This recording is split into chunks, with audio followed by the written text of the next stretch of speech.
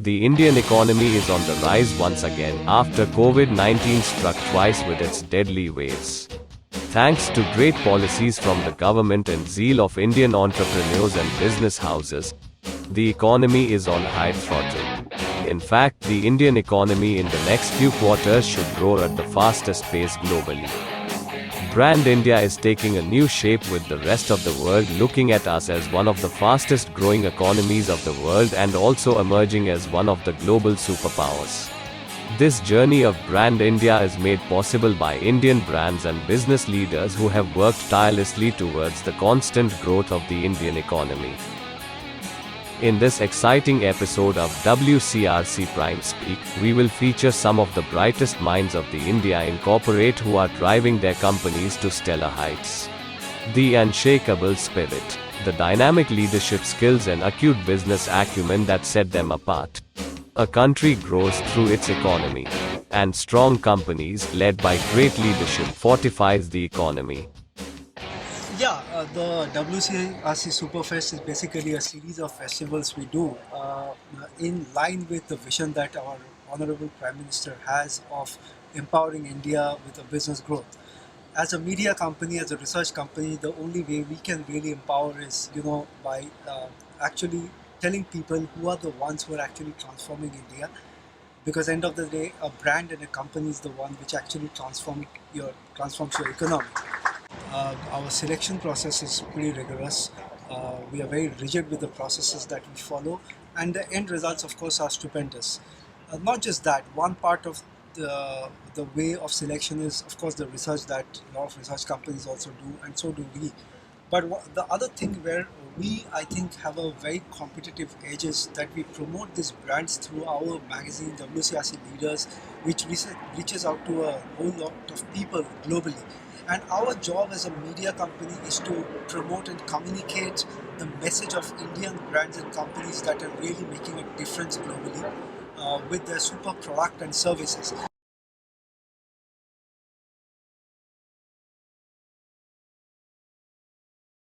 It is my team's passion that has always pushed me to challenge myself and become a better leader.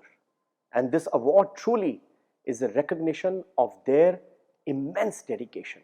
Leading a company with passion, purpose, and pride has raised the bar even higher for us. And we will continue to set newer standards in our industry for inclusive and holistic growth. India today is recognized among the most promising business markets with the potential to move from 7th largest to amongst the top 3 in the next 5 years for Amway globally.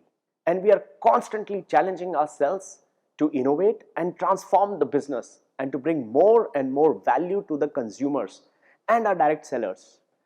And at the same time, empowering them to achieve their full potential. India is a unique market, and we all know that. It offers tremendous growth potential since they are 2/3 of the population under the age of 35. The opportunity in the market is tremendous for all businesses. And we in Amway India have taken several initiatives and introduced innovations to spur the company's growth that is all about being inclusive and purposeful. Actually, innovation is at the cornerstone of our continued success. The evolving consumer demand in India, as well as the market realities, led us to drive new innovations by entering new categories and bolstering our existing categories with innovations across products, processes, and industry best practices. Just to give you an example, we started our operations in India with a portfolio of just 6 products, and it was part of a global range. But today, we offer more than 140 distinctive, quality, world-class products across categories like nutrition, beauty, personal care, home care, and consumer durables. We have also expanded into new categories such as consumer durables, which I just mentioned, and it includes air purifiers and premium cookware. We have also added herbals range into nutrition, beauty and personal care, and it is to enhance and harness the goodness of traditional herbs. Our other innovative categories include energy drinks, sports nutrition, and kids related products. So it gives me immense happiness that consumers love our products, and some of them have already made to the top 100 crore club categories. These include Nutralite All Protein Powder, Nutralite Daily, Ambe Queen Cookware, and Glister. With this, we continue to focus on strengthening our existing portfolio as well as expand to existing categories, especially like I mentioned in nutrition, beauty, and consumer durables. There is such a strong focus on quality. We adhere to our global standards of high quality products, which is Ambe's hallmark. We conduct more than 30,000 annual product quality tests at our laboratories around the world and have published more than 200 research papers. We own over 800 patents and employ close to 1,000 scientists across 100 research and development laboratories and quality assurance labs. We have led a revolution by encouraging more than 550,000 individuals to take up this micro entrepreneurship as a way of living. Aligned with the Government of India's focus on creating jobs and skilling, we have taken special measures and steps to not only promote entrepreneurship but also continuously upgrade the skill sets of our direct sellers. We conduct more than 18,000 training sessions annually. We launched an individual certification with the help of RASCI, which is the Retailers Association Skill Council of India, an individual sales professional certificate under which we will train close to about 51,000 direct sellers by 2020. And as a leader in our category, we, the direct selling industry, also contributes towards women empowerment. And this is something which is very close to my heart. More than 60% of the Amway direct sellers in India are women. It is truly a social change which this industry is bringing about. We have also started working with U35, which is connecting with students in universities and training them with life skills to help them foster a learning mindset, take value-based decisions, and embrace the future with a lot of confidence.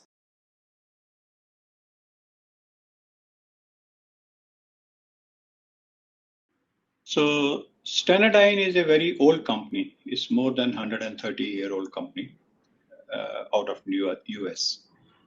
It is actually the original inventor of a rotary diesel pump. And this technology was then given to Lucas, and then Delphi got it, and Bosch started later, Denso started later. So it's one of the original inventors of fuel injection for the diesel engines. Now, Standardine has been in a number of businesses since then. But as a company, I would say it's a company which goes by innovation. It goes by challenging engineering products. It's not a very mass-produced item company like a Bosch or which makes, except for a few programs where we make in millions. But it is more made to order, designed to order for specific customer requirements worldwide. It is a company which has a footprint, and the brand is very well known for more than 60, 70 years with all OEMs in the world. Anybody who makes diesel engines, off-highway, gensets, construction equipment, they all know Standardine as a very good company. And Standardine is also very powerful and very well known in the gasoline direct injection and also in the racing circuit. So company has global presence. We are in North America, Europe, China, Middle East, and India. So it's a well-established brand and a well-established and well-liked by our customers, because most of our customers are with us since 40 years, 50 years, like John Deere, and we are still retaining those customers. So India operation was started as a joint venture with Amalgamation, say roughly about, I would say about 12, 13 years ago. And initially it was equity participation by Standardine US, and Amalgamation Group means TAFE, tractors and Simpson engines and other amalgamation group companies. So initially, I started as export of a few components and assemblies back to US, and then they started getting customers in India. So it was a small operation in 2013, and I joined the company as managing director in 2013. At that time, it was a company which was only doing roughly about 10, 11 crores um, of sale per month. So from there, the profitability was highly stressed. So from there, we started expanding the company because the decision at that time for the management was whether to continue in this field or to close down the India operations and then relocate everything to and consolidate with either Europe or China. But I joined new the company and the board.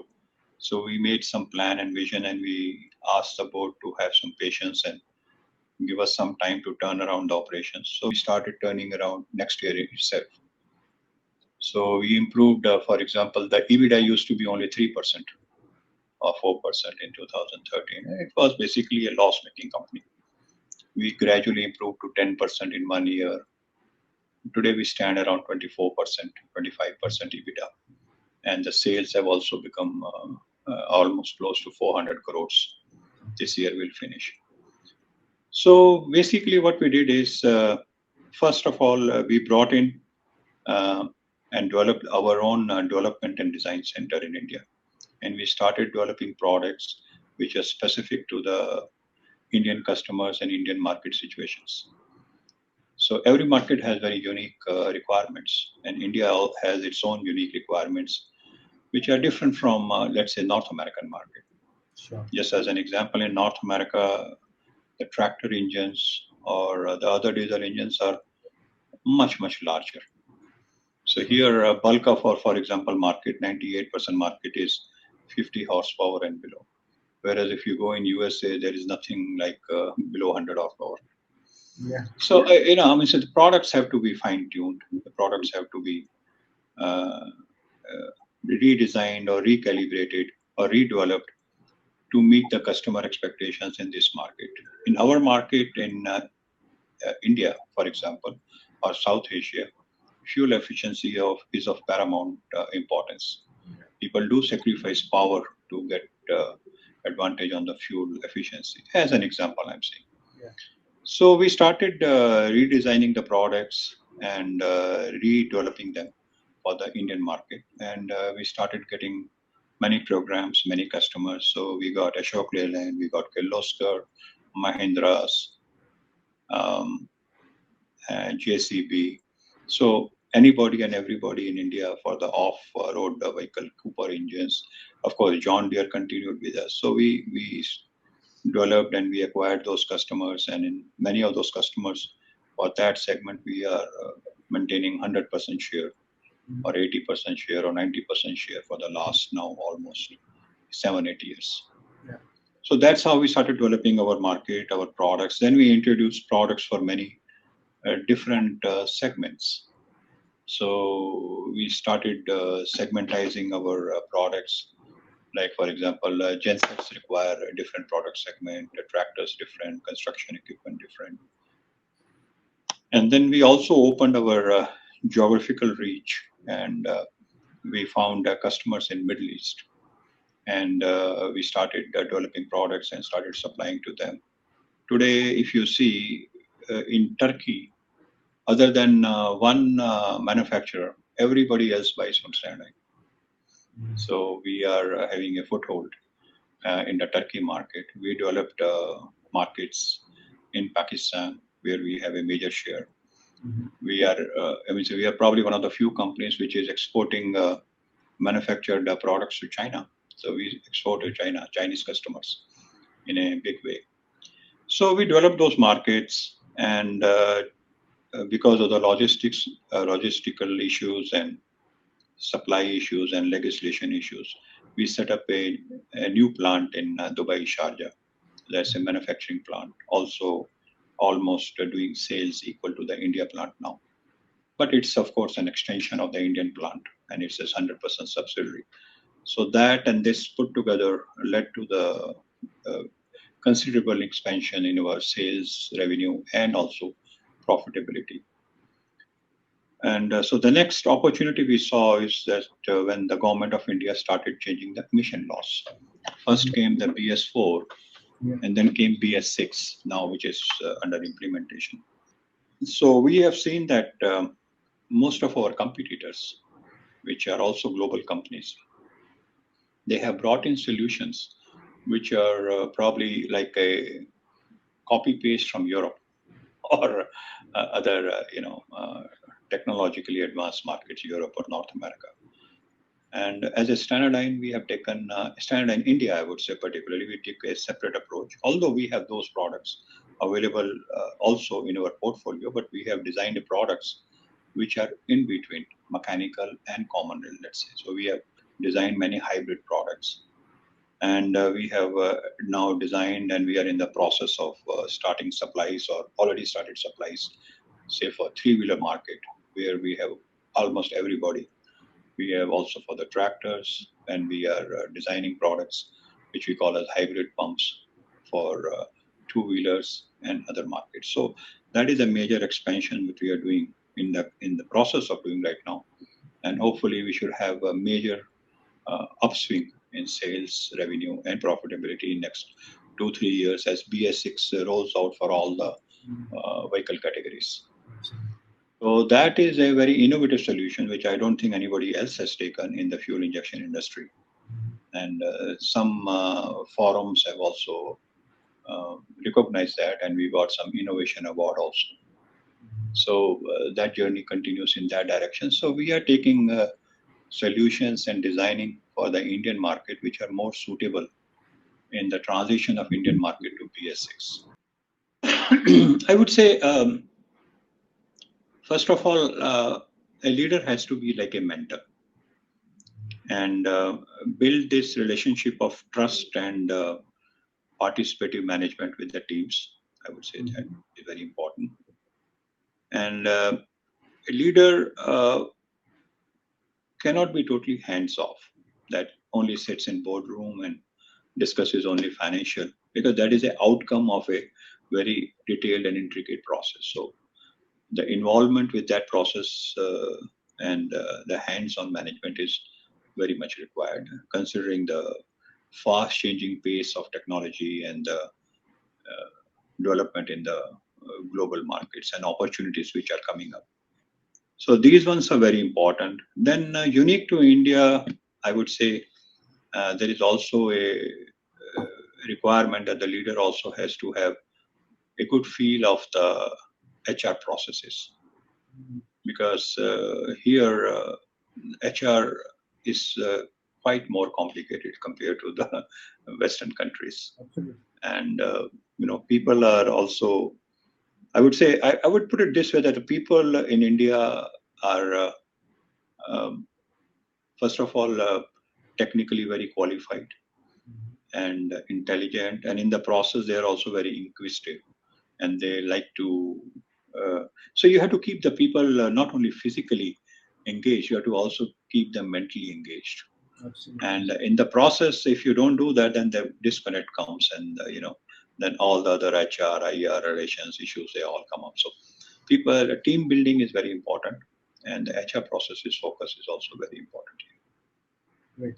So for the viewers, we have had with us Mr. Sanjay Chadda, Managing Director of Standardine, one of the most successful global companies in the product category of fuel injectors. You heard him that how as a leader, you got to have a vision plan. You have to have a long-term plan and work on the actionables. As a leader, you have to motivate your team, be a mentor, and most importantly, you have to be absolutely hands-on to be a successful leader and drive your company into success. Thank you very much, Mr. Sanjay Chadda, for being with us. It was a pleasure talking to you.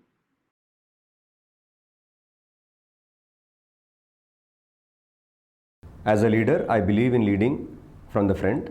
I trust my instinct in decision making and go by my gut feeling. I stand firm on my ground beliefs and try to communicate the same to the team. Communication is extremely key in any relationship. I am friendly most of the times with my team, but firm when the situation demands. I stand by my word and give utmost value to time and expect the same from my team. I would say my friendly yet firm way of leading is the main reason for my success. I have personal bond with each and every core member. The core team has been working with me for last 18 years. I think the team bonding that I have developed is also another reason for my success. I make sure it is all we and success easily follows. I think the biggest accomplishment in my life is starting Renova, a mid-level multi-specialty brand. Renova is my brainchild, and I personally feel that healthcare in India is mostly concentrated in major cities, and further, the hospitals are located in posh and business-rich areas only. This, I feel, is leading to a lot of difficulties in terms of accessibility to people living in rural areas and peripheries of cities. Even though rural areas and peripheries of cities have hospitals, they are more like nursing homes with quality nowhere compared to corporate hospitals. In order to make healthcare more accessible to rural public and public living in older periphery parts of cities, I have collaborated with few other like-minded doctors, friends, and established Renova Hospitals in the year 2018. Another major accomplishment of my career is playing a key role in starting Omega Hospitals in the year 2010. Omega Hospitals has grown to second largest oncology brand in India in just 11 years of span, with 9 oncology centers across the country.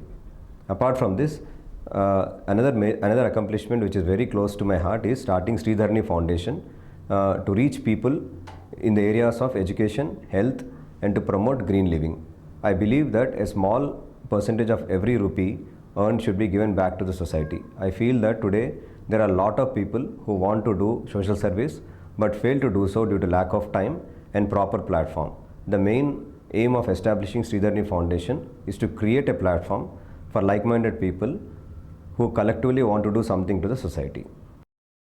The main vision of Renova Hospitals is to make sure healthcare reaches the doorstep of common man. Therefore, as I said before, we are concentrating on hospitals in peripheries. Apart from that, another bigger challenge healthcare is facing is in terms of increase in cancer on a regular basis. So I want to concentrate on improvement of facilities in cancer and also periphery mid-level multi-specialty facilities, and this is the vision I am going to discuss on regular basis with my shareholders and make sure all of them are under one page and under one platform in terms of expansion of Renova. See, healthcare is growing constantly, therefore I make sure that I understand the latest renovations in this sector by attending conferences and workshops. I do continuous education programs for myself also in terms of doing short-term programs in business schools like Wharton, etc. And when I come back and share this knowledge with my team, if I will be able to inculcate into their minds that this knowledge or these new renovations will be useful in terms of growing the organization, I am sure they'll also understand, and that is how we work together in terms of new initiatives. As I told before, through Sridharani Foundation, I make sure that a percentage of the earnings that come out of Renova and its business are spent properly towards empowerment of the society, especially in the field of health, education, and green living. That is the reason I have integrated both these organizations and work under one platform. That is how I ensure that we take care of corporate social responsibility on a very regular basis. Do the right thing has been my philosophy, and that's what I have been doing throughout my life. To me, success is meeting the needs of the basic healthcare facilities to people living in peripheries. I will be successful when I will be able to do it in low cost model and make healthcare reachable to every corner. I have translated my goals to mission and vision for Renova Hospitals in Sridharani Foundation as of now successfully. Leadership is a package of many attributes, and below are key attributes which I believe. 1. Clear and proper communication. 2. Transparency across team. 3. Set a good example. 4. Trust your team. 5. Cross collaboration. 6. Recognize and foster potential. Set goals and expectations. Flexibility. Learn from failures. Creativity are some of the things which a leader should possess. In my view, a society will be empowered when the common man gets access to basic needs like health, education, food, shelter, etc. As far as healthcare industry is concerned, I think as Renova has been doing, we should work towards getting the basic healthcare very close to the common public, so that at least in the area which we are working with, which is healthcare, we give best possible empowerment to the common public.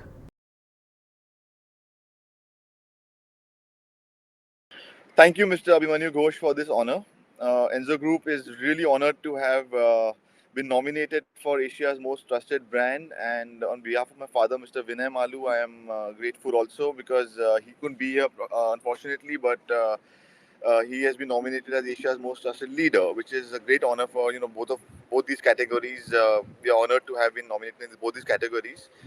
And Enzo Group's brand values are based on sustainability, based on creating a niche which is backed by quality, endurance, trust, and a sense of a niche which we have established in the hearts and minds of people. So far, as our businesses are B2B, most of them, we are not really out there in public eye as yet, but within our industry segments, we are known to be definitely one of the emerging forces, and which we're very proud of at this point.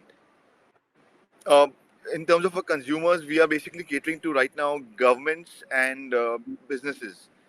Uh, in terms of they are consumers at this point, and we haven't really gone out there to market directly, because our product segments such as Sputnik V, Sputnik Light, or even energy segments and mining segments.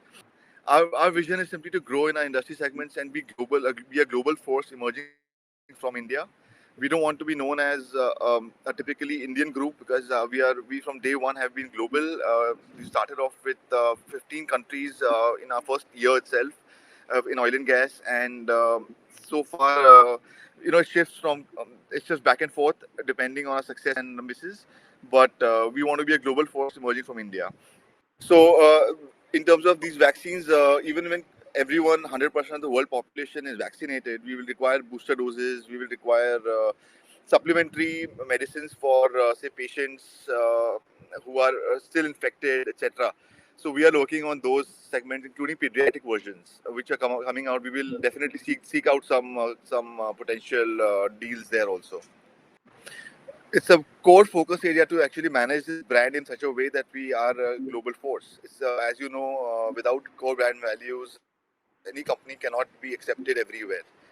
So we do focus on sustainability in terms of environmental consciousness. We look at transparency, business ethics. We look at best practices. We look at treating up people right, diversion, inclusivity, etc. Enzo Foundation basically is a new foundation, and we haven't really taken up as much activity as we would like in the foundation. But in the coming near future, we would be very active in sort of taking up good amount of activities in India, especially in terms of child care, in terms of child education, girl child education, and in terms of healthcare. So, how effective are the vaccinations in controlling COVID, and in what amount of time do you think the whole world will be really insulated against COVID-19? Because it's really had a toll on every sector, every business, everything possible. Right. So COVID started in October, I believe, or end of 2019. That's And right. we are in 2021 now. It's been 1.5 years. So the vaccine, to come out with a vaccine, and Sputnik V was the first vaccine that came out. And to come out with a vaccine, it took governments and countries a good amount of time and research. And now we are in October of 2021, and we have about I would say less than 50% of the world population is vaccinated so far. The process is accelerating, and we can get to a good amount of population vaccinated, minus the pediatric segment, by I would say mid of 2022 or end of 2022, I believe. This is my forecast, not it's personally my assessment. And effectiveness of these vaccines highly depend on how much care you take after the vaccine also, I believe, as so far, because the remaining population who are not vaccinated can infect the people who are vaccinated if the immunity is low. Uh-huh. Right. So Sputnik V is supposed to have a vaccine. Sputnik V is supposed to have a efficiency of efficacy of 92.4%, I believe, and Sputnik Light is one dose vaccine is higher than 70%. It's actually the first dose of Sputnik Light for the most part. Sputnik V for the most part. Sputnik Light is. So other vaccines also are up there, a lot of them. And WHO approval has been given to a few of them, which I would say even other vaccines deserve, because they are doing as good or if not a better job in sort of immunizing people. And I have heard of cases after vaccination, also people dying, but it's not something that is 100% guarantee that if you've taken a vaccine that you will not get COVID. No vaccine can claim that. You know, there are indemnities even vaccine companies take against such cases. We have basically been very careful in terms of what projects we take. We've been careful in terms of our practices overseas, practices within India, practices in wherever we have headquarters, etc. We manage our offices in such a way and our practices in such a way that there is no sort of blemish on a group. And so far we've succeeded in doing that. Uh,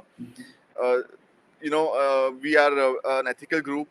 I am proud to say that we have high ideals in these terms. We do not indulge in any malpractices, any businesses which are harmful to people in terms of the health, or in terms of products or services which are sort of have a question mark on the larger picture. And we sort of have energy as a backbone which we started from, but it's not a core business anymore. And even though it's environmentally detrimental, we do it in a way that is the best possible way to do it, in the best possible green way to do things. We also plan to we have high ideals, like I said, and we do aim to leave the world behind for future generations in a better way than we took it upon. As I think it's an industry role also upon along with the governments who should take care of sustainability and the larger picture. Um, we have had multiple nationalities under Enzo Group, people from multiple nationalities, and to amalgamate them into one core. Into one core group and one core ethos is not possible, as subsidiary companies and have partners, have different names. But so far, Enzo Group does look after its employees very well. We have got all our employees vaccinated on our own. One small example of how we take care of them. That's part of our sustainability. We look at our employees as our biggest assets. We have operated in a way that is both it, um, it is my it's actually a challenging factor to operate within, say, Jordan, or say Australia, or say Russia, or say Canada, but different time zones, different cultures, and people do have different views. There's office politics. There is ego clashes between CEOs, but we have to sort of work around that and make it happen for everyone in a way that funding goes through every company. They have access to our time, the headquarters time, whenever they want it. So it's working around the clock. Sometimes it's working around different intricacies sometimes, but we try our best to communicate our sort of values to them in a way that they also feel that they're part of Enzo Group, and that they're not isolated wherever they are. The person should imbibe trust. The person should have the larger picture in their head, in terms of the entire world, or whichever the diaspora is, or their entire scheme of things, wherever they belong, whatever their microcosm is, if it's a world or it's a country or whatever, they should have target audiences. They should imbibe that trust and that sustainability factor for them. Two qualities. Third quality I would say is definitely patience, because every project takes a long time to incubate and to come into a successful sort of phase. Sometimes fourth quality I would say is the ability to deal with failure, and to come out of negative and come out and have that spirit to sort of fight back back if you're down. And fifth most important quality is, I would say, Samaritanship, which is looking at your checkbook from the uh, as a means to give back also, because that I believe is the right ethos to have as a leader. If you do that, you will definitely attract soft power from a very uh, very uh, uh, you'll Yeah, attract soft. You get yeah, it, I right? Soft understand power, what you're trying and to say. also it's how deep do you want to go? I mean, you want to attract soft power, you do charity, but you also do good things for people, and it makes you feel good. So So you basically do for the society, and the society in God's the, form or whatever form will give you back, of course. exactly, I Whatever completely sense believe it in is. that. Exactly. Yeah, So it makes business sense also. It makes personal sense also. absolutely. So the law of universe suggests that as much as you give back, the universe will finally send back everything and more to you. And universe Absolutely. picks up people to do that job. Not everybody is blessed with that from the universe to do that. It's an Philanthropy opportunity. job. if Absolutely. you if you are earning and you have the ability to give back, and you Absolutely. want to, you do give back, I think it's firstly their privilege to be able to do something for other people. People can't afford to do things for other people. It's Absolutely. a Not everybody privilege. gets the powers from the universe to do that, actually. Some Absolutely, I lucky believe in the law people of actually get. attraction, karma. I believe in karma. I think karma itself, self sustainability, and I've studied this from Harvard Business School in an online course, is also a form of sustainability. So karma, good karma, doing good and bad, is itself being a person who has imbibed those qualities that an organization imbibes. And if you are a leader of that those qualities, the organization will definitely be given propulsion forward. Absolutely. Okay, so my last question to you, talk Hmm. from your father's perspective. This program is going to be watched by a lot of people, a lot of aspirants, Right, business aspirants, a lot of CEOs, a lot of people who want to be CEOs or set up a business. Uh, right, Last question. This world is going through a tough time, except for one or two industries. Most industries have been hit, businesses have been shut down, and of course, we are now finally coming back and reviving back. Um, you know what are your right. messages what is your message to all the budding entrepreneurs and newcomers in the business, or people who want to reestablish themselves? What are the success factors, what are the prime important factors that give you success in today's world? I frankly speaking believe that if you are a hardworking person and you have those qualities and the drive to sort of work hard, as opposed to say, take time off, I want to party this weekend, I want to drink tomorrow night, I want to go out and have fun. The youngsters should really focus on their careers in a way that it takes over their self, because that is the most fulfilling part of life. If you have a good career focus and you do, that's what the fathers taught me. You should have a burning desire to actually get ahead and do very well. And life will give you opportunities to have fun. But if you're doing well, you'll have more fun in life and in your and in your working hours. If you are completely focused and into your business, and you've completely surrendered your life to your your company, or your whichever industry or whichever sort of career you're in. And of course, work life balance is important. Of course, you have to take care of your health. You have to but these years, young years, are to work hard. And people who budding CEOs, etc., MDs, they should really focus on the organization first, aside from family, of course, and definitely the basic needs. But the time taken out after that will be more fulfilling if you are really immersed. All right, great talking to you, Vaibhav. Okay, so for the viewers, we have had with us Mr. Vaibhav, Managing Director of Enser Group from Dubai. They're a global company into a lot of divisions. Healthcare primarily is their cash cow right now, but they have been into mining infrastructure and various other divisions. University is envisioned as a university of future. As I sit in this chair of Vice Chancellor, I realize that there's immense potential for this university.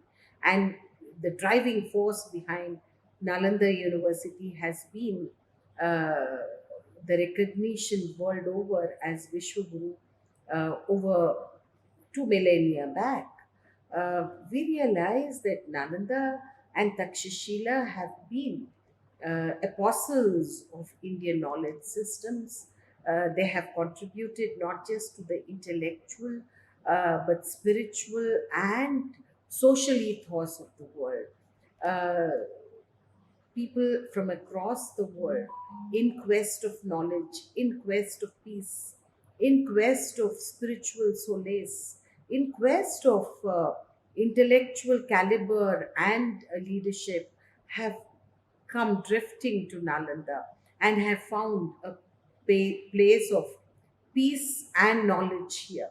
The most critical success factors of Nalanda University go back into its footprints in the history itself, because Nalanda was an international institution 2 millennia back, and now, as we repurpose and reinvent Nalanda, we again look at those footprints and create new footprints for the future generations. So, what has been the critical success factor here, to my mind, is its pursuit of intellectual, spiritual, historical linkages and merging of the knowledge with the emerging disciplines that seem to be and the emerging disciplines that are critical for our growth and progress. One of the most important factors of Nalanda's success is how do we create a new intellectual space? How do we recreate a Nalanda which is a beacon of hope, knowledge, wisdom, and security for a globalized world? When Nalanda was envisioned, it was foreseen as an institution that will build regional peace and harmony, and it will connect with its historical and civilizational linkages with East Asian countries, with the Asia Pacific Rim countries, countries that have been part of Nalanda's ethos in ancient past. We now attempt to reconnect with them and create a new capacity building generation who will be thought leaders for the globalized world. Now, that is one of the most critical factors that has gone into the making of Nalanda University. Value of the institution has been or continues to be our mandate that is committed to creating a new generation of learners, a new generation of scholars, academia, researchers who will work together, symbolizing the spirituality that unites all mankind. Because I think in today's age of distress and disharmony, the only way to move forward is to create and build new knowledge. So that is where we repurpose ourselves, that is where we reinvent in the new ethos of the world, look at the emerging knowledge criteria and work on it. For example, the environment and climate change are very, very critical to today's scenario in the world per se. And therefore, we have courses where we connect or we teach climate sciences, we teach environment studies, we look at all the facets of ancient India, which had a very modernized ethos at that point of time, be it Ahar Pine, the water bodies, the same thing. We're looking at sustainability, a few leaps of not just generations but millennia, and try and reinvent ourselves in the older mold and create a new ethos as per the modernized equipment that we have. So, what we have done here is to build interdisciplinary approach. So, we have sustainable management courses, we have ecology, environment, climate sciences, we have historical studies that seem to focus on learning from the ruins. What can we learn from our ancestors? What can we learn from our gurus, ancient gurus, and how it is relevant for future generations. Um, can we easily overlook uh, the knowledge systems that were built uh, in the prehistoric times, Rigvedic times? Because when we look at our own, I have brought in the motto of Anu Bhadra Kritayo Yantu Vishwataha. That is, let knowledge, let noble thoughts travel from different directions. Let them all converge. Let there be a cultural convergence. Let there be a knowledge convergence. Let's look at how do we welcome new thoughts, new thinking, new knowledge. So an integrated approach has been built into the Nalanda ethos now, with the result that we have very multidisciplinary courses. We have a cafeteria model, a unique historical civilizational linkages that have been built to create a new knowledge society. Our degrees and diplomas, alignment of courses, our very eclectic faculty are all working towards how do we build a new knowledge for a emerging world.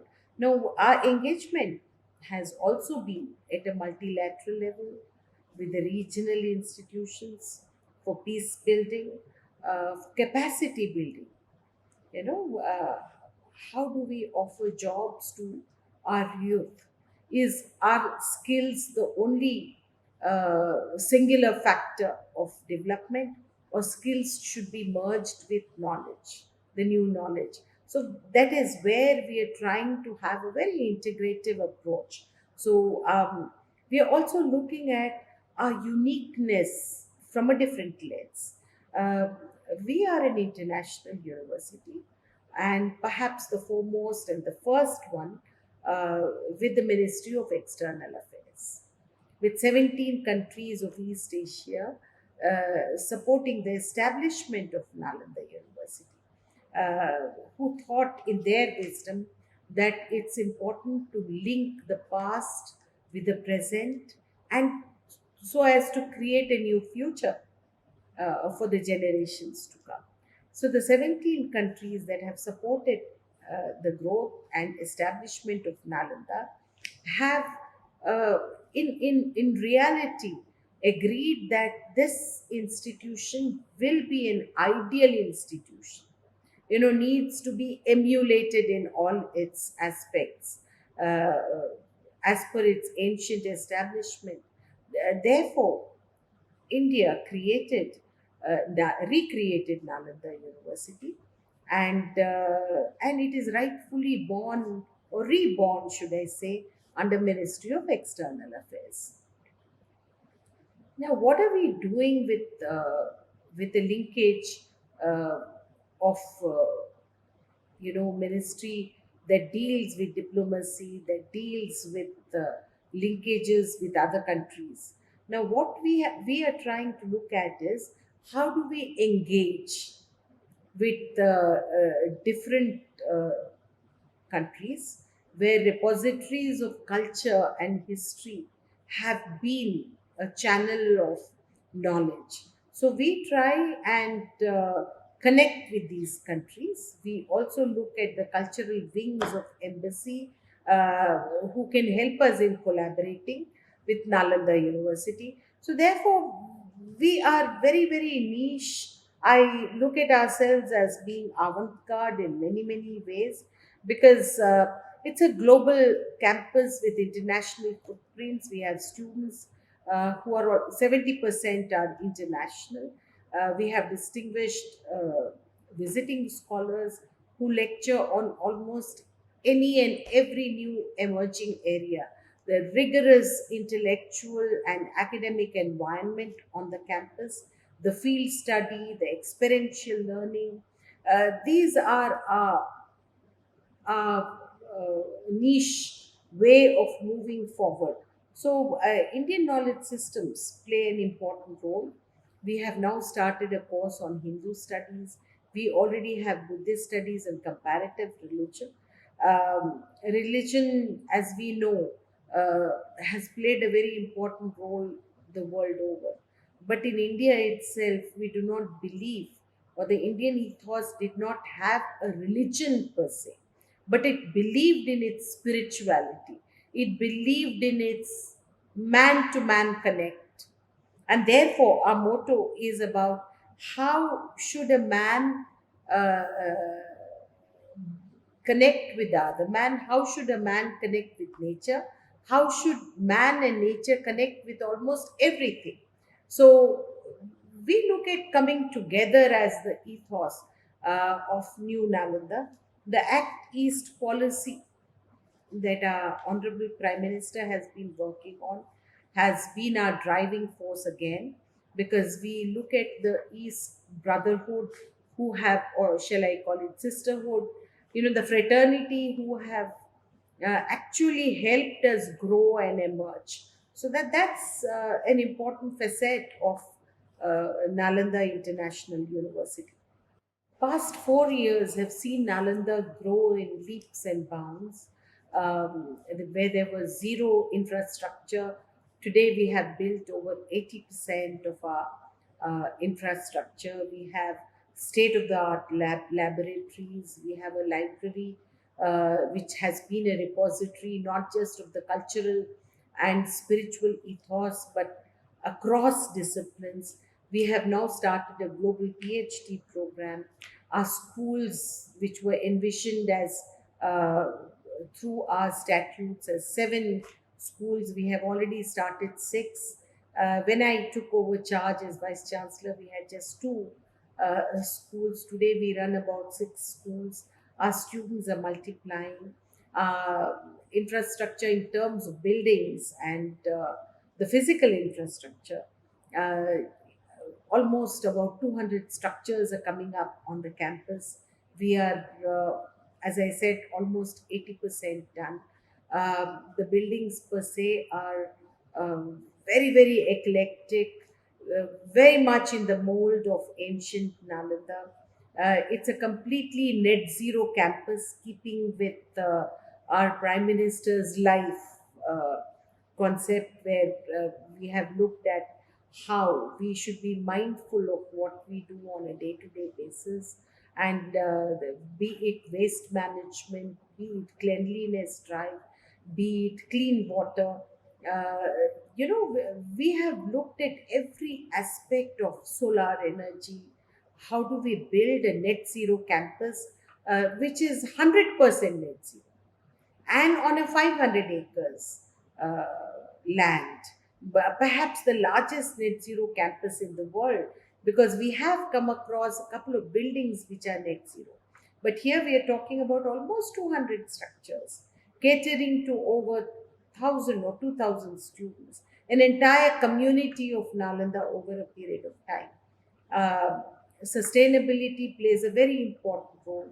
So, this is a UN development goal that we have been working on, uh, be it goal number 7 or 6 or 4. I think we have been working consistently to ensure a new institution of future that will hold a promise of rebuilding India as a nation of knowledge for future, as a nation of wisdom and insights. That's how we were known in the ancient times. And I think it's time yet again to ensure that India plays a key role in creating an intellectual historical space. So intellectually, we have been Vishwaguru, and we must continue in that mold. What I have done here is to lay foundations for a very eclectic and healthy international university. The policies we have worked on, and most of the policies are now a reality because we have the approvals from Honorable President of India, uh, and the academic ordinances through our statutory bodies, our statutes, our internal audit systems.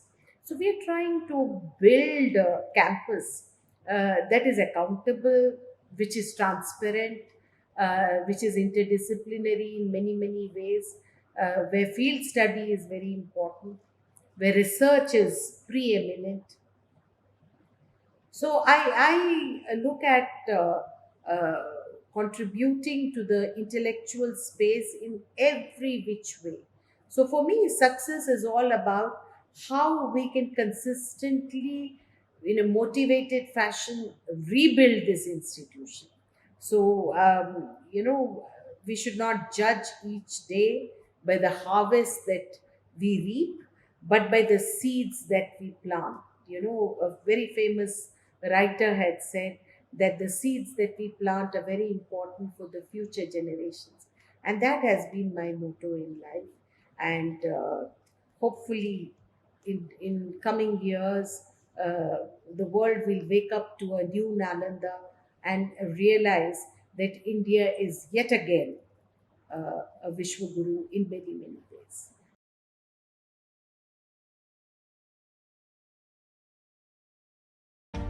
Our journey began in 2012. Today, Nykaa is a digitally native consumer tech platform, delivering a content-led lifestyle retail experience. Through our beauty, fashion, and men's digital platforms and 80 Nykaa physical stores, we retail over 4,000 brands, including Nykaa's owned brands, a portfolio of 15 labels. We have established ourselves not only as a lifestyle retail platform, but also as a consumer brand. Nykaa.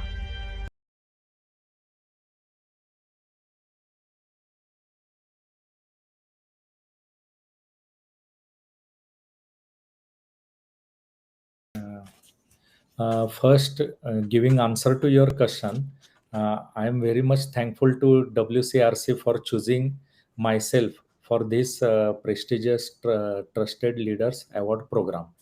I will give my brief that I entered in this profession in the year 1987.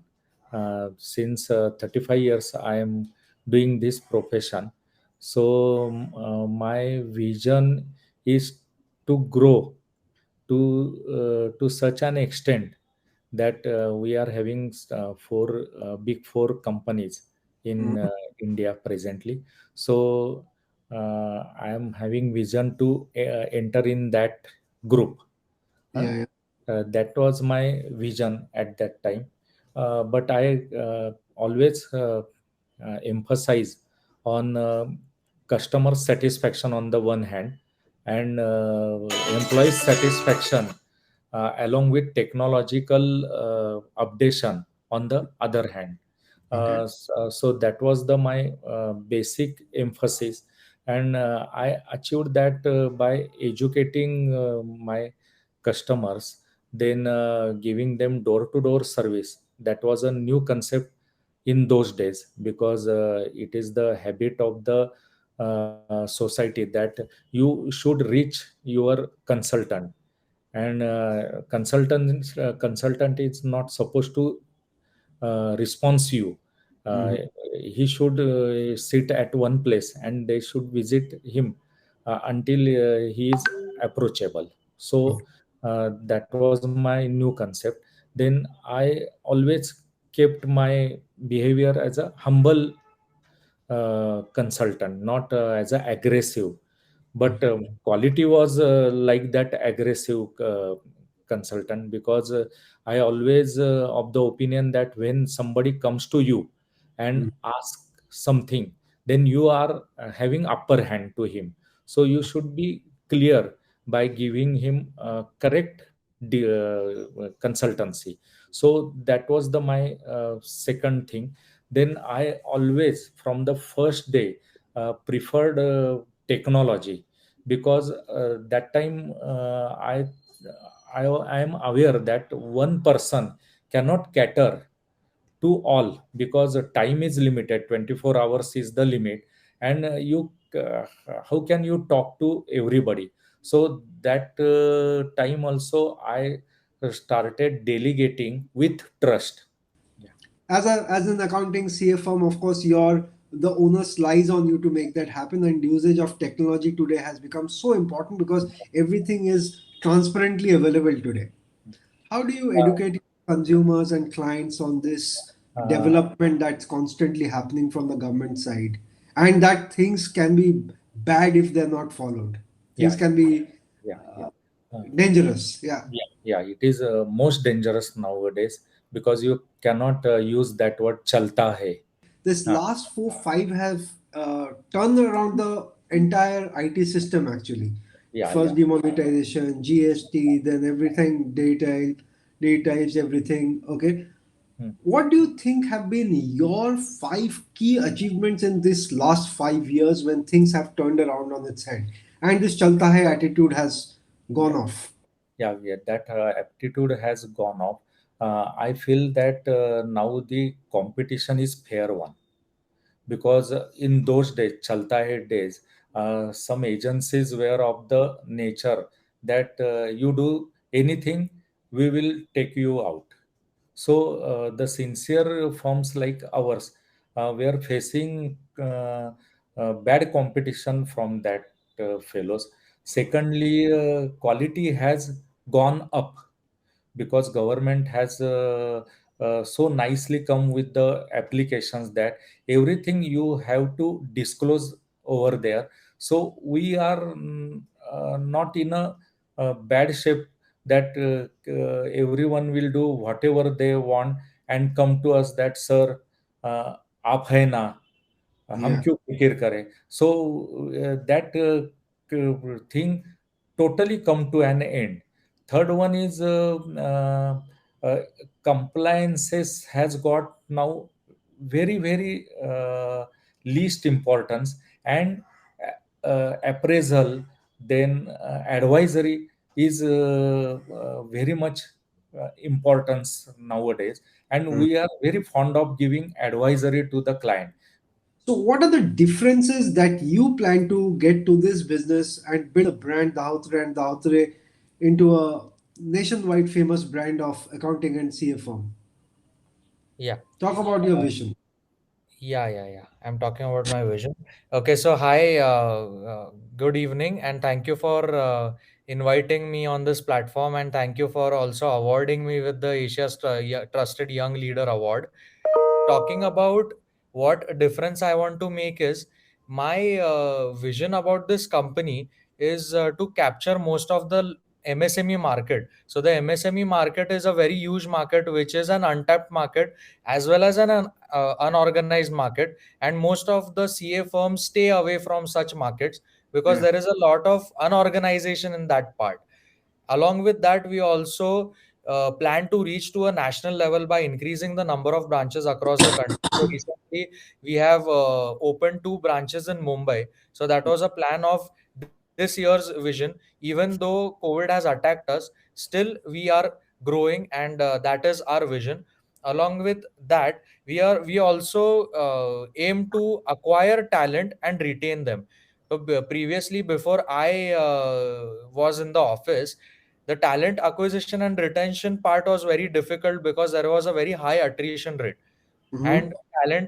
talent acquisition was very difficult because of the strict and rigid policies which were prepared due to some circumstances. So we freed up those policies. We took a step towards liberalization, and now we are also planning to go on a global level. We have some clients in out of India, and now we are trying to partner up with some of the partners in outside India.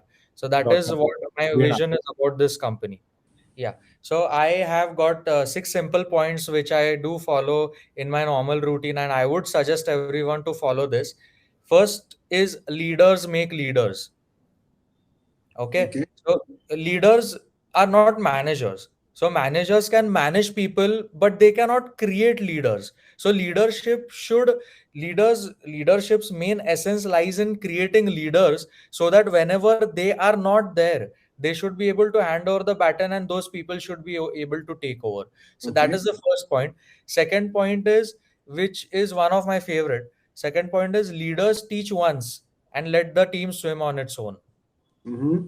So it's not like managing, not bossing around, that you have to do this, you have to do that, you have to do this. Once the leader tells how to swim or teaches how to swim, the team swims on its own. Okay. The third is teams work with the leader and not for the leader. Yeah. So I'll repeat this one again. This is also one of my favorite. Teams work with the leader and not for the leader. Yeah. Fourth point is leaders guide their team and let them commit mistakes and let them learn from the failures.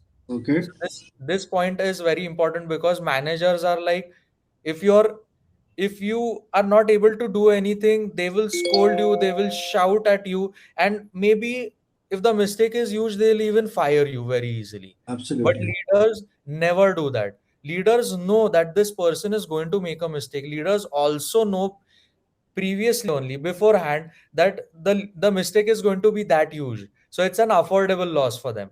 So Okay. even after that, they teach them to learn from their failures.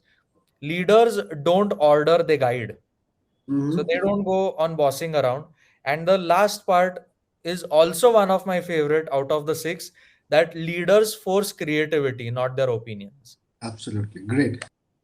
Looking the current scenario, we should all keep in mind that this will go for another couple of years to Mm-hmm. settle this situation, because every time some pandemic comes, it never ends in 1 year or 2 years. We are new to this, but this world is not new for the pandemic.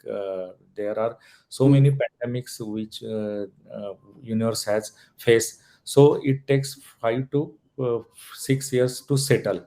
So best thing is that you cope up with the scenario, whatever is the scenario, instead of clashing with it or demotivating. You should adopt with the situation.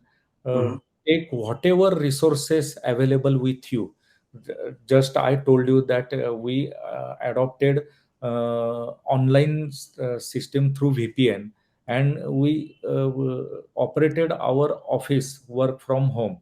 Many of the CAs, most of the CAs keep shut down their businesses for that period, and they physically started that thing, or they have started very late. So Uh-huh. instead of that, you should take it as an alarm that you should always cope up with the situation, think ahead of the market. So Okay. nowadays it has become a essential thing that you should go for the work from home. So we always keep mix and match of work from home and physically work. The role basically will be again divided. I have divided it into 8 points. First is this, and we have actually implemented this, and we have seen whopping results in our efficiency as well as our mental and physical health of our team members. So first is we need to focus on the mental health and physical health of our team, and we also should let them know that we are there for them, because Mm-hmm. in these tough times, again the first second wave is done and everything was getting back to normal, again we are getting a panic news of Omicron. So again, the role of leader is going to play a major role in the mental and physical health. Second is we need to promote work life balance. So we also introduced some policies which gave the flexibility. For example, let's say we introduced a policy which said that 6 days you can work from home, any 48 hours you can work from home. So it's like if you feel down today, or if you feel like taking an off, if you have any function at your home, you can just leave like that. You need not tell your HR or your team members or your managers. You can directly get up and go home, enjoy, take a day off, and again work on it. So Mm-hmm. this is how we have been promoting work life balance. Along with that, we have also introduced a medical health checkup camp in which we did the eye checkup, we did the blood checkup, and various other checkups, so that they know that we care for them, and that is what a leader should do. Great. So, thank you very much for joining with us, Mr. Abhay and Mr. Varun Dhaotre. For the viewers, we had with us the father and son duo from Dahotre and Dahotre Partners. They're essentially big CA firm, had a scratch start. You heard them speak from their heart absolutely on how, as a leader, you have to be a great listener, create a great team, create great trust. As a leader, you have to be transparent, and as a leader, you have to be with your team, guiding them and providing solutions. Nothing comes easy in life, and you have to work your way up to become a great leader, great entrepreneur, and most importantly, be satisfied with what you do and not just run for money. That's the key word, because money will come and go. Thank you very much, Mr. Abhay and Mr. Varun Dahotre, for joining with us. Congratulations for being selected as Asia's most trusted leader and Asia's most trusted young leader. Thank you very much.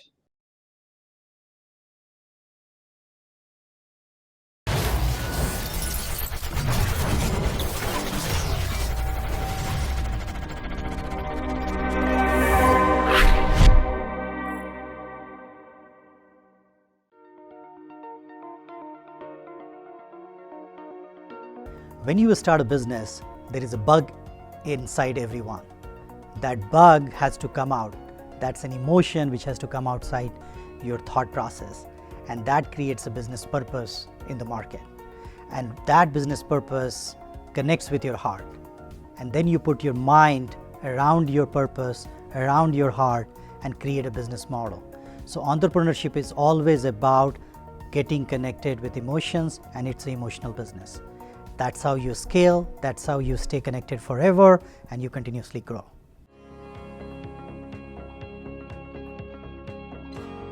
The way we differentiate ourselves in the market is bringing the power of software platforms and digital services together to our customers. We bring 50-50 focus between these two platforms with the power of Fulcrum. With our platform, small to medium-sized business, they can go live, they can transform their business in very less time. Where large corporations, they can leverage our business domain and technology, and they can transform their business. We are not too small for them, where they cannot get the right scalability. So we bring right size, right value for large companies. We bring right platform for medium and small size company, so they get the value for their money, and we become a unique player in the market who can blend products and services together.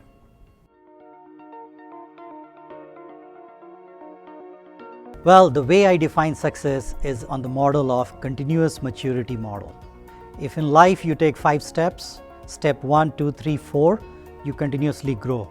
And after 5th step, there is no step called 6th in my definition. 5th step is called continuous maturity model. So you continuously improve in what you do in your life, continuously set new milestone, break it, achieve it, and that's the journey, that's the definition of success. We are indebted to our community. We have to provide our community with better technology, better offerings, and because the community has given to us what we are today, we have to give back to the community. The technology which we offer to corporate clients and big companies or small companies, we offer those technologies free of cost, those platforms free of cost to our community. For an example, we offer our platform to hospitals, schools, so that the life of kids can be better with a better meal planning tool. The life of patients can be better, or they can recover better with the power of technologies. They don't have to pay for that. We have gone ahead in the remote villages and found those poor people, given them our means and resources so that they can learn the new skills and create their own opportunities. These are the ways we are doing it. These are the examples other companies can use in IT industry, and they can offer back to the community.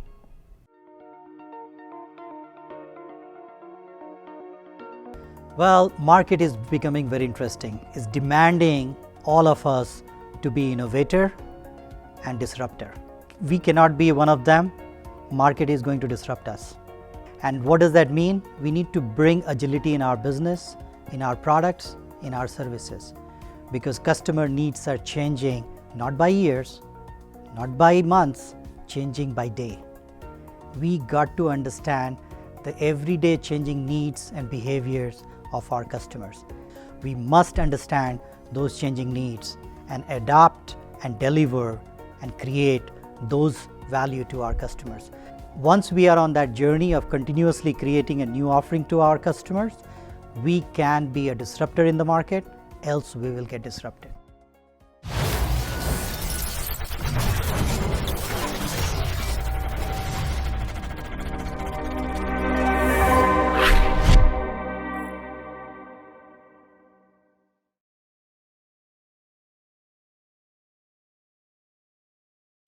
Okay, so welcome to the show, Ms. Kapadia. Thank you. We are very glad to have you with us, a dynamic young leader in the field of law, in the field of education, and a multifaceted dynamic leader like you, who is inspiring many women. So just Thank talk you. a little. So just talk a little bit about, you have been selected as one of Asia's trusted leaders.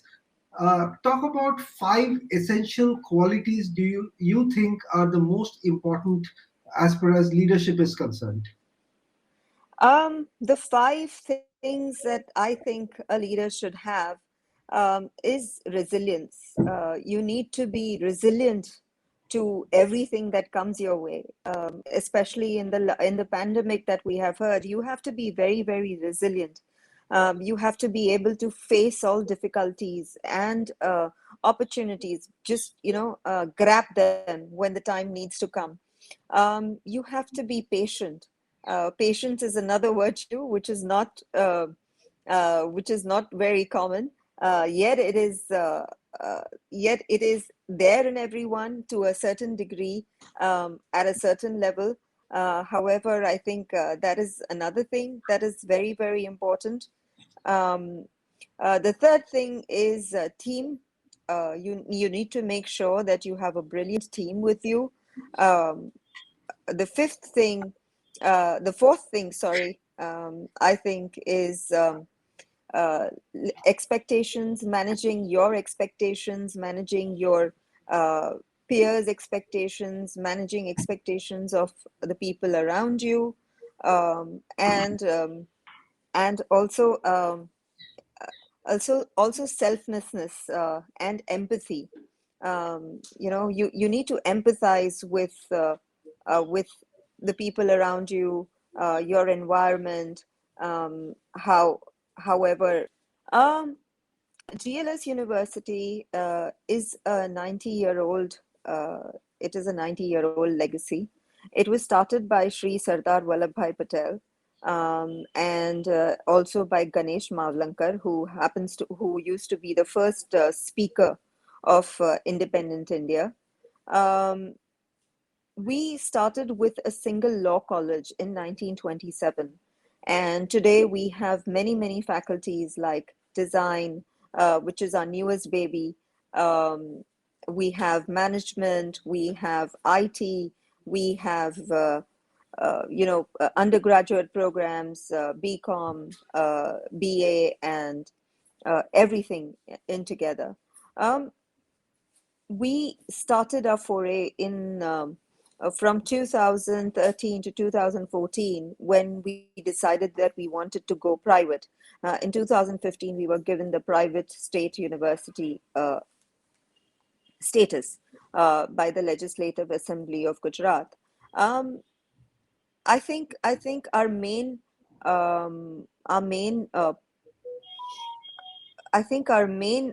focus today is to make sure that we have international education in GLS.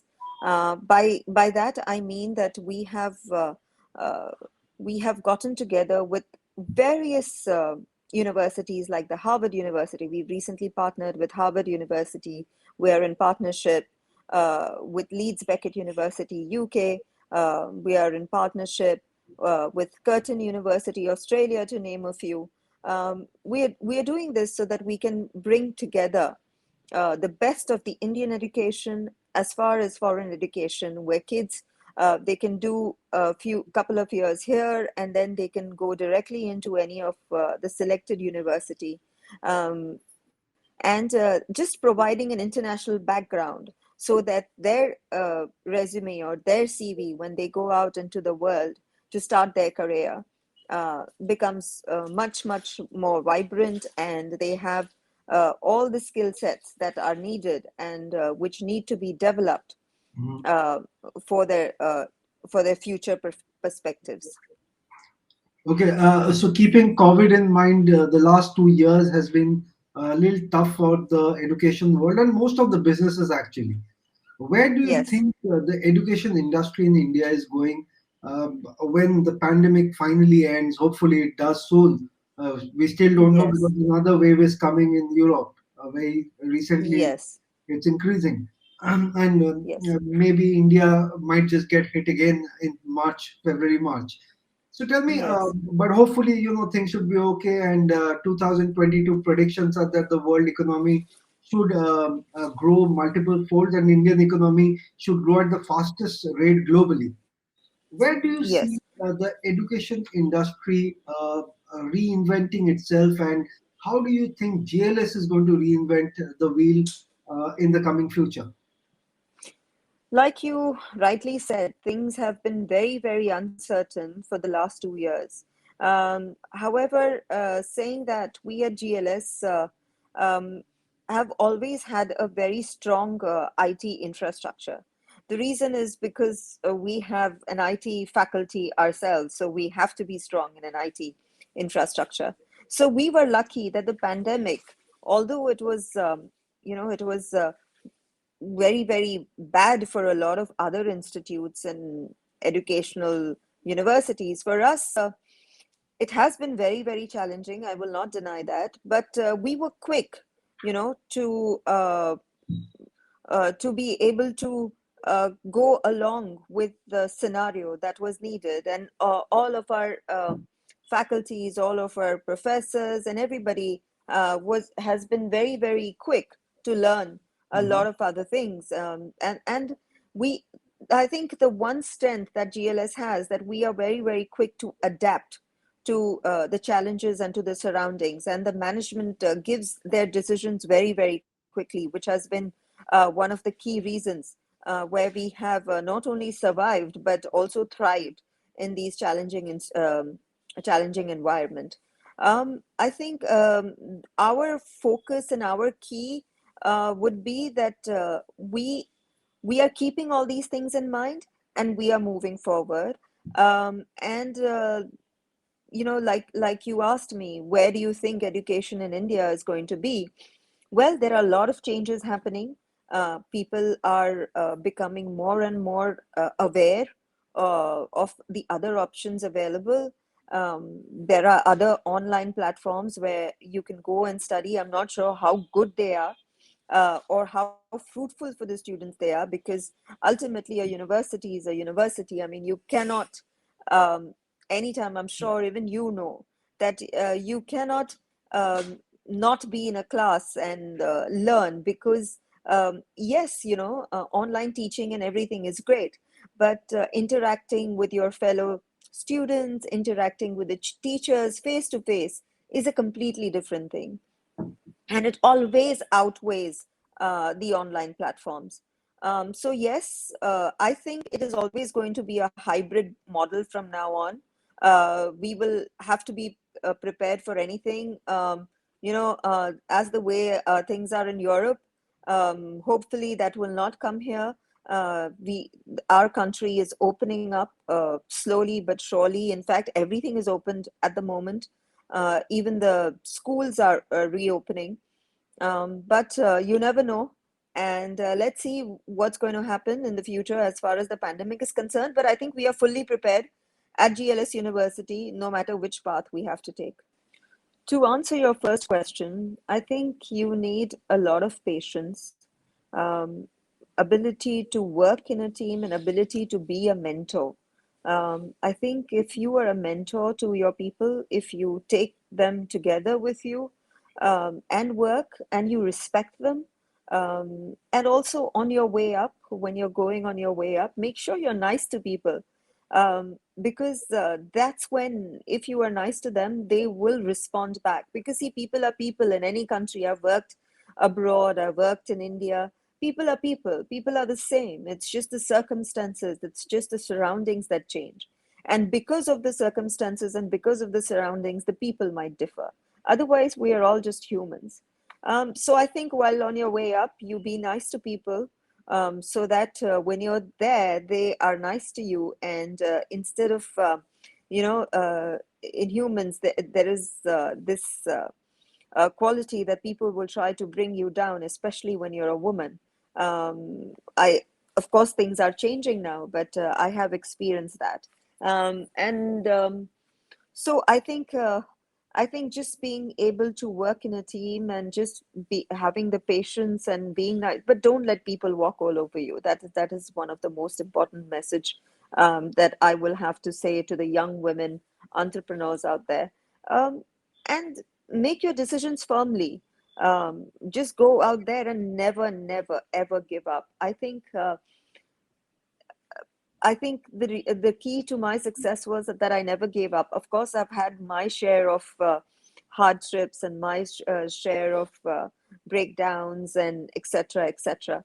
But then I never gave up. I mean, I just got up again and started walking. There have been a lot of hiccups in my professional journey too. I mean, uh, being the top 10 women in Forbes hasn't come that easy. Trust me. It's been up and down kind of graph. But today I have reached a certain level, and I have been in on this level for the past many years now. And the only way to be here, to reach here and then to be here, believe me, it's easy to come to the top, but it's very difficult to survive out there. I think to survive is just be empathetic, take decisions. Of course, you may be wrong sometimes when you take these decisions, but uh, be quick enough to change it if you are wrong, and never don't have a problem in admitting that you are wrong. So I think these are just some of the things that have helped me. These are very, very simple things. It's no rocket science, yet so easily unforgettable that people just don't realize that it is simple things in life that will take you to the top. It is the simple um, basics of life that will help you in your um, in your climb to the future. We are aiming for we are aiming for our brand to be number one in India in the field of kitchen and wardrobe accessories. Okay. Just talk a little about the design components, which you'll know far better. What are the kind of things that you keep in mind, especially Indian weather conditions and overall conditions in mind? Yes. What are the design differences? Whenever we design the product, we try to design in such a way that it utilize minimum space with maximum storage, right? We use raw material in such a way that it doesn't get rusted easily, and it lasts around like 10-15 years for minimum. Okay. So what are the design components that you primarily look at? I look after basic designing, means from the scratch. Hmm. Because myself, I have studied engineering and designing, Okay. right? Okay. So how would you differentiate your brand from those of the competitors that's available? And what do you think are the USPs of your brand? See, yeah, that's a good question. See, all our products are universal in installation. Means one product, if you buy a left opening product, right, that can be Couldn't get you? assembled. Hello, can you I hear me? couldn't get, yeah, I can hear you, but I couldn't get the last answer. Yeah, all our products are universal in installation. Means one product can be fixed in left position, and the same product can also be fixed in the right position, Hmm. right? And 100 our products are 100% DIY. Means if you have a little bit of technical knowledge, you can yourself install the whole product. Uh-huh. Yes, So, and so all, yeah. that's great. So tell me something, Nirbhay. Your brand is typically made in India. Yes. Brand competing with likes of Hetek and all, which Hmm. are known for German engineering quality and superior quality. Okay. Yes. Yes. So how do you really educate your consumers, and what is the kind of brand positioning that you take, that your products are better than your competitors like Hetic? Hmm. See, just now, sorry, just now, I just want to tell our consumers that we are the only company in India who is manufacturing this whole range of products, Uh-huh. right? And the material we use that are extraordinary, means our company policy is just to make quality products and give service on time. Uh, where do you think is the industry going right now? This is a pretty new facing industry in India. Of course, we see modern builders using your kind of modular Yes, kitchens and yes. accessories and products. Okay, Hmm. but India still has a long way to go with these kind of products.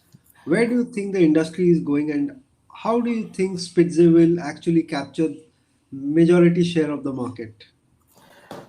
Just now the industry is really booming, means if you talk about the modular segment, modular kitchen segment, it has grown about like 3 to 4%, and we have scope of 93 to 94% of the market. Hmm. So that's a really big opportunity for us, and in the future we are also going to launch many new products with many new features. So I think we'll do great. Okay.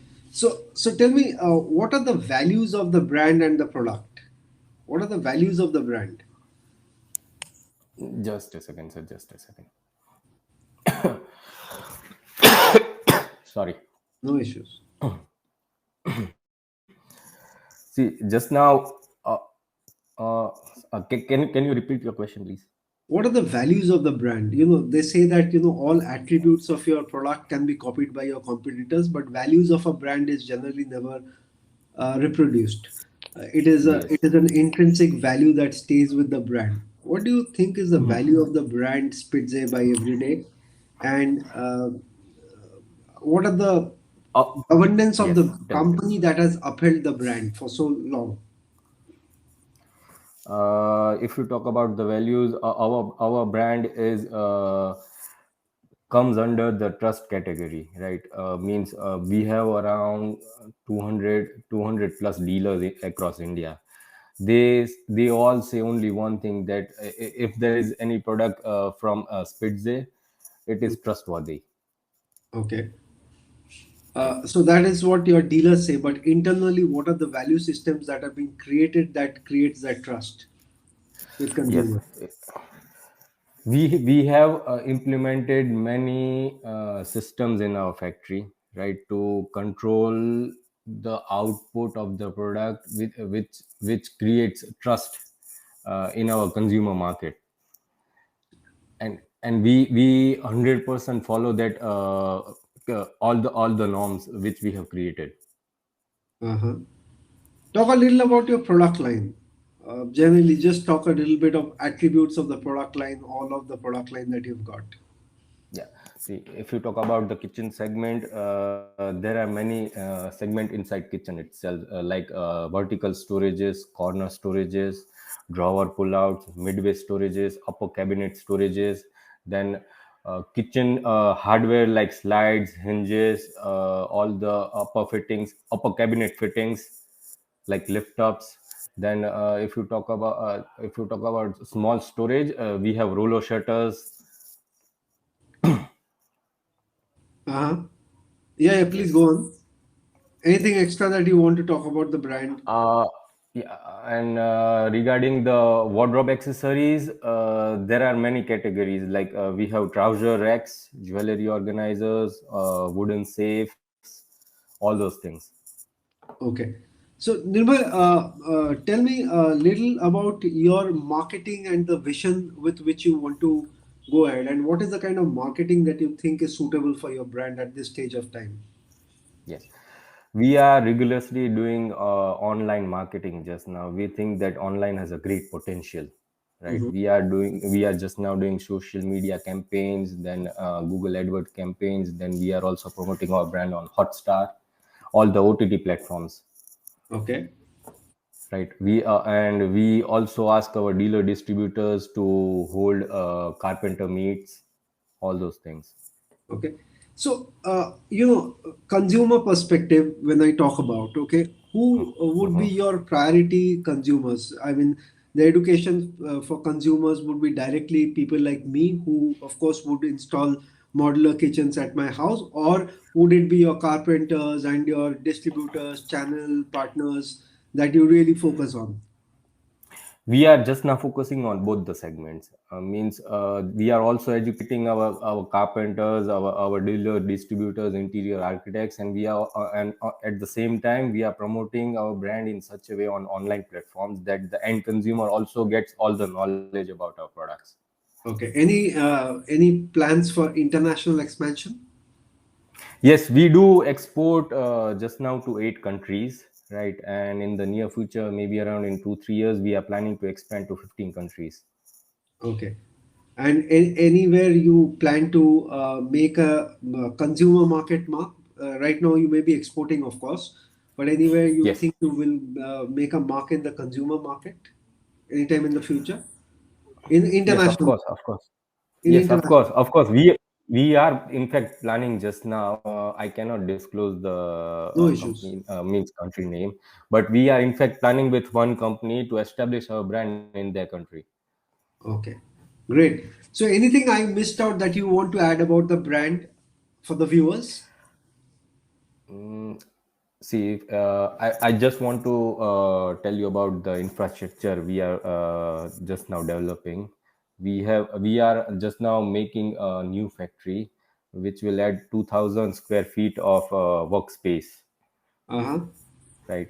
And we are also adding fully automatic machines for our new products. Okay. And if you talk about the product range, we down the line 6 to 8 months, we are entering into appliances market. Okay. Appliances like? Appliances, small appliances like hand mixers, blenders, oven, toasters, all those things. So that's a different category that you want to explore with kitchen Yes, ware only. Like, exactly.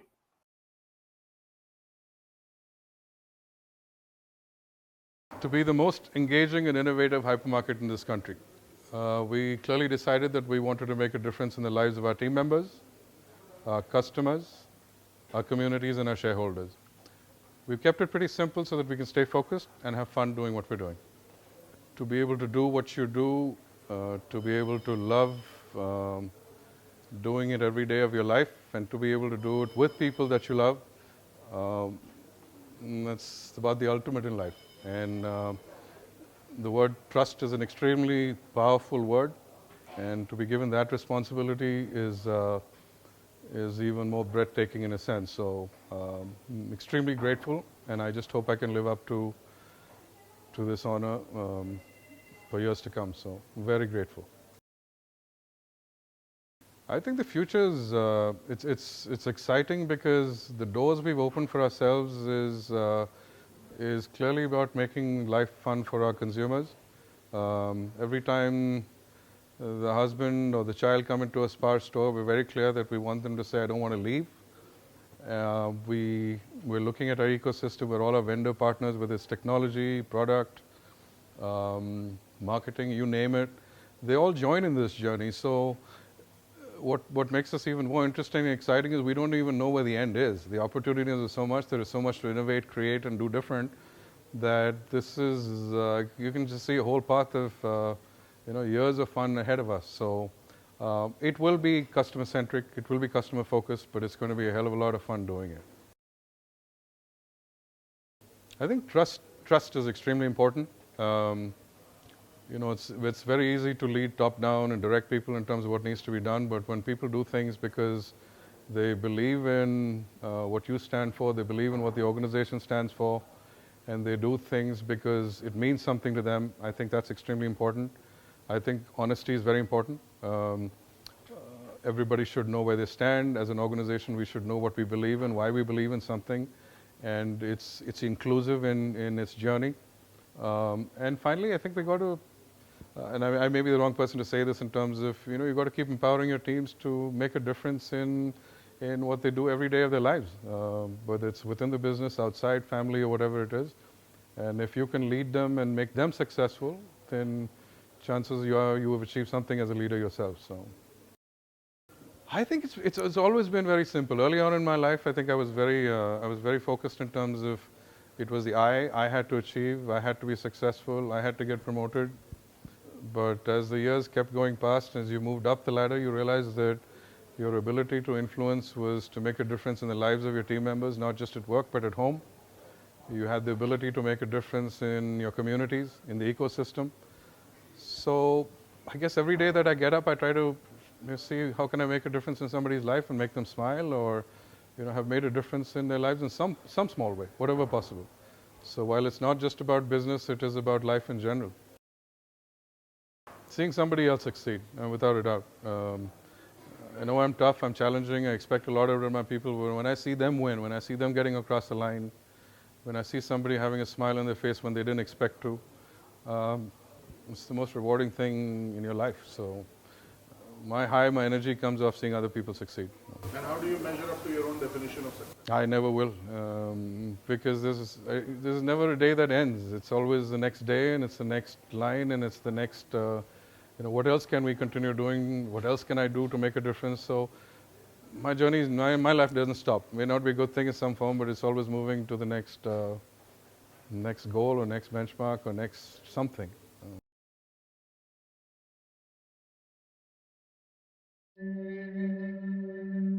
I am simply carrying on the tradition and trade started by my ancestors, trading incense.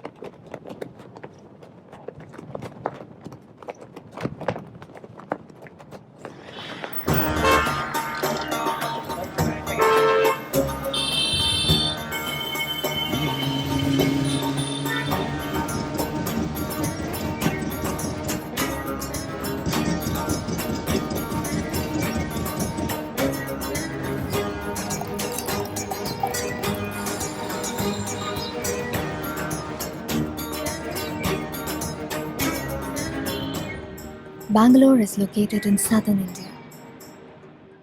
It's known as the Silicon Valley of the East due to the abundance of major IT companies and modern infrastructure.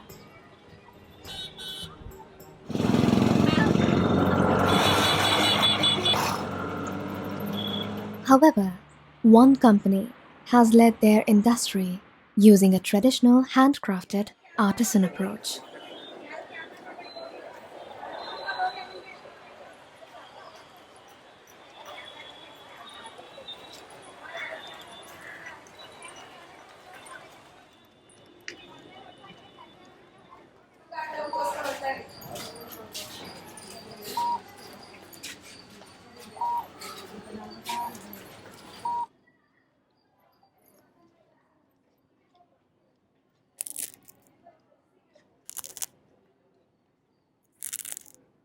Each morning, food is prepared as an offering to God.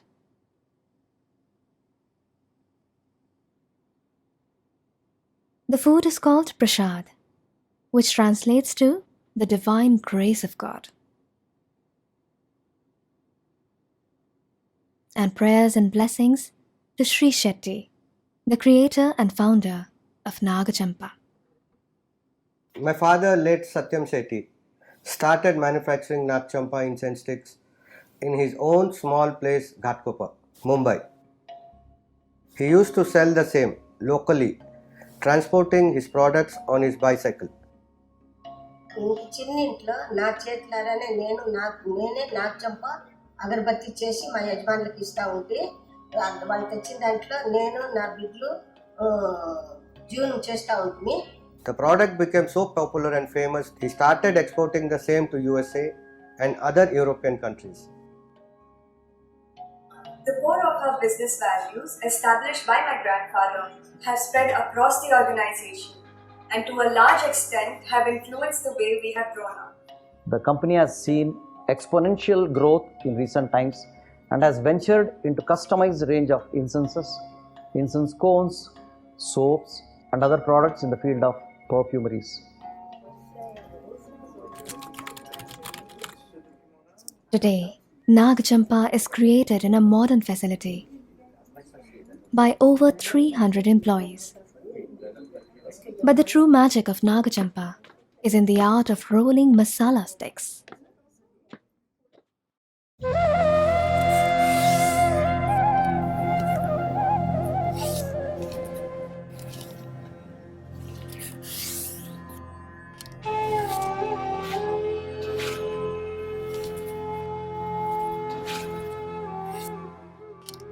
Traditional incense stick like Nag Champa cannot be manufactured like a machine-made incense stick.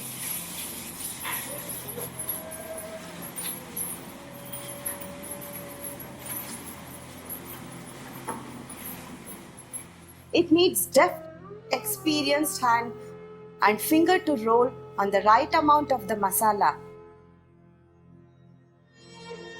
Machines cannot do that. We have noticed that female workers have that speciality.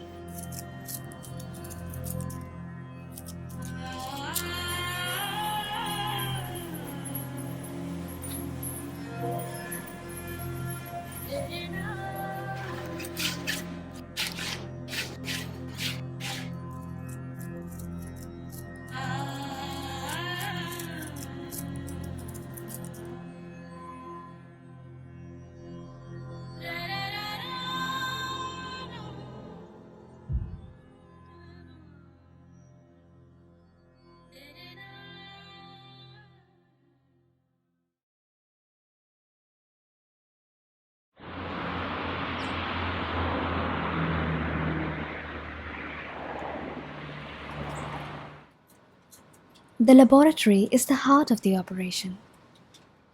It's the official start of the production line. And it begins with Balakrishna and his son Rohan.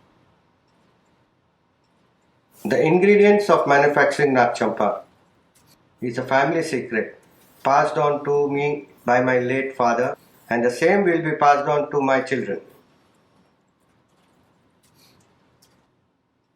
I am partner understudy in the company, learning the basics of the trade from my parents.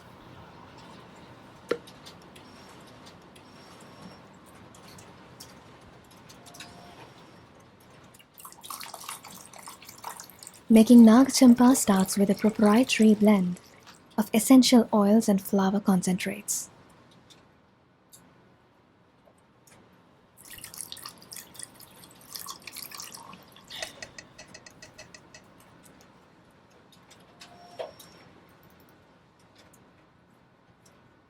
Balakrishna and his son Rohan are the only two people who know the recipe.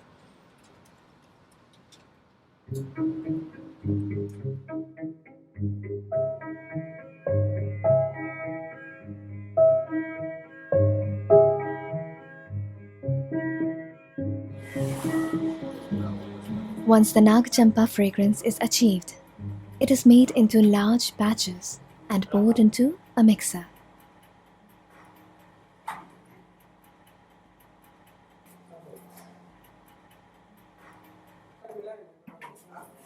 The final ingredient is charcoal, which gives it a dark color.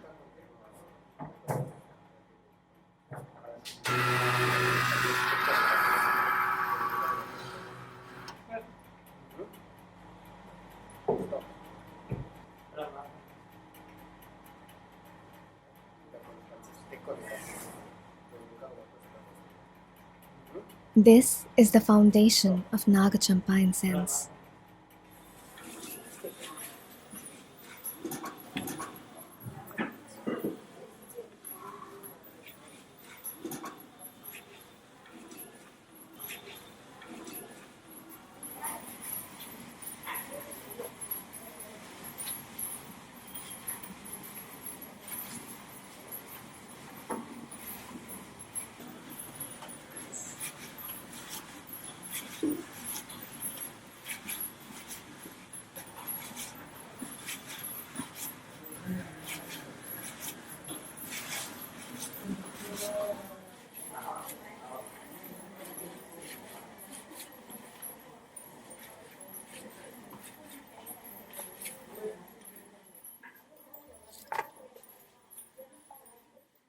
quality control is something they take very serious. The Nagachampa sticks are tested multiple times throughout the production process.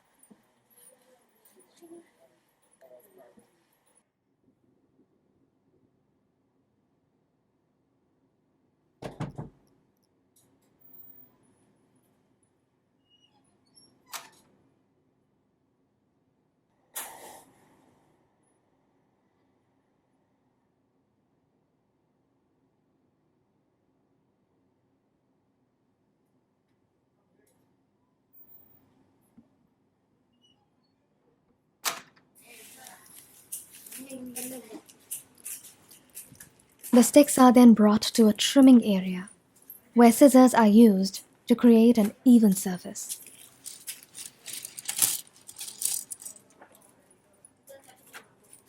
The masala sticks are then covered in coconut shavings and left to cure for 30 days.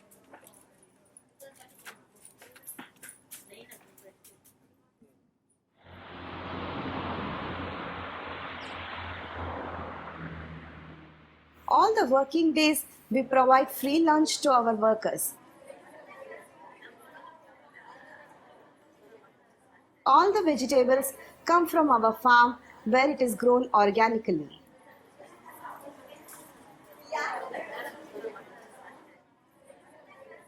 We treat our employees as a family. Every year, we give 6 sets of clothes and household utensils to each of our workers. There are 3 generations working with us presently. Once the sticks have aged, they are brought to the packaging level.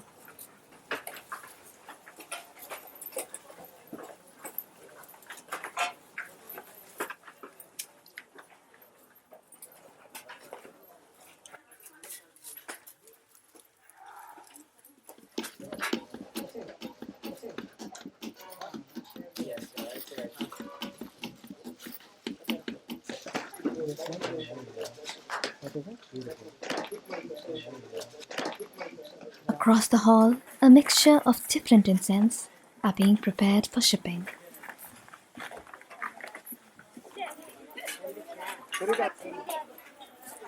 Apart from Nagchampa, we manufacture other famous brands like Superheat, Dragon's Blood, Pachauli, Sandalwood, Palo Meditation, and so on.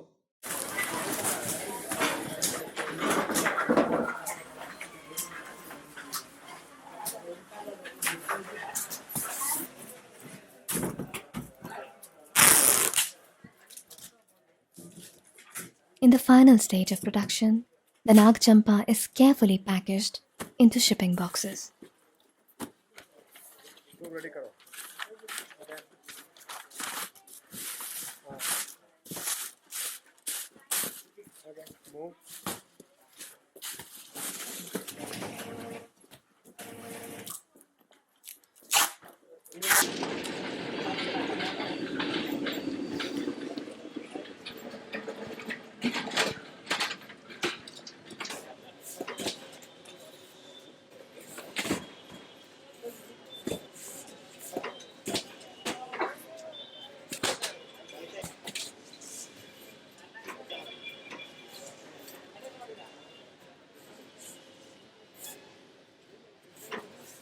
The incense sticks will travel across the world, bringing a sense of peace and calmness with them everywhere they go.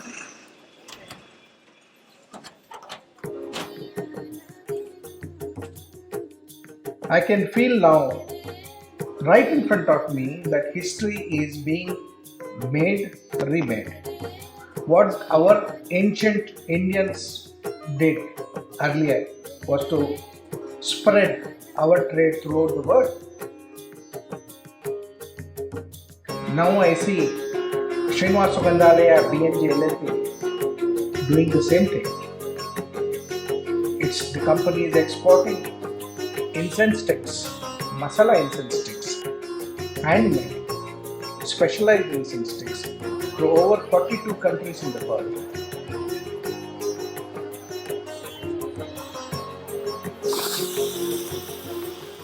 In 2000, 2018, a new brand was created called Srinivas. With a modern design and new look. Our products maintain the same quality across the table and delight more customers in new markets.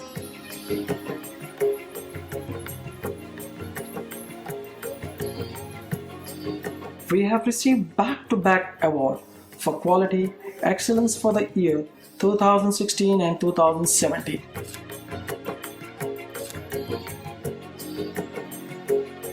Nag Champa is much loved incense, enjoyed by millions of worldwide for its earthly and sweet aroma to fill environment with a soothing fragrance for the soul.